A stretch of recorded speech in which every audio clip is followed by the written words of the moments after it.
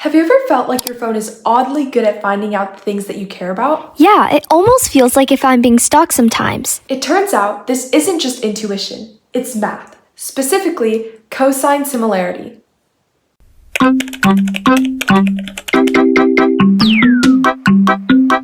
This is Billy. Now imagine we saw these sentences written about Billy. By eye, it's pretty clear to see that the first three sentences express a positive feeling towards Billy, while the last sentence expresses a negative feeling towards Billy. However, what would happen if we took everyone's opinions of Billy in the last month? In this case, we can no longer rely on doing things by eye, and instead have to get a computer to determine the good and bad from Billy. This is where cosine similarity comes in handy. The cosine similarity is a relatively easy to calculate metric that can tell us how similar or different things are. To get an understanding of how cosine similarity works, let's start out with a super simple example. Here, we want to know how similar the phrase hello world is to hello. So, the first thing that we do is make a table for the words that appear in the phrases hello and world. In the first phrase, hello world, we see the word hello once and the word world once as well.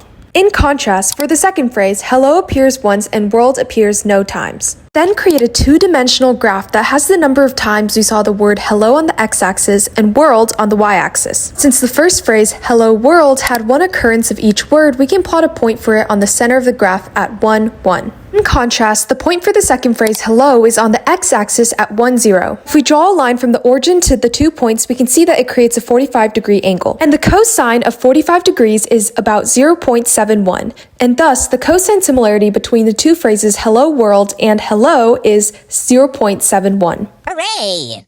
Now, what do you think would happen when the second phrase is changed to hello, hello, hello? Let's start by changing the word count on hello to 3, and the word count on world remains at 0. Erase, erase, erase, and then we put the point for the second phrase at 3, 0. We can see that the angle in between the 2 points still remains at 45 degrees. Therefore, the cosine similarity remains the exact same at 0.71. Now here's Billy to share some words of wisdom. Cosine similarity is determined entirely by the angle in between the lines, not the length of the lines. There's actually a formula that looks scary at first, but allows us to calculate cosine similarity very fast. The formula will also allow us to calculate cosine similarity of more words, since we don't know, for example, how a 5-dimensional graph looks.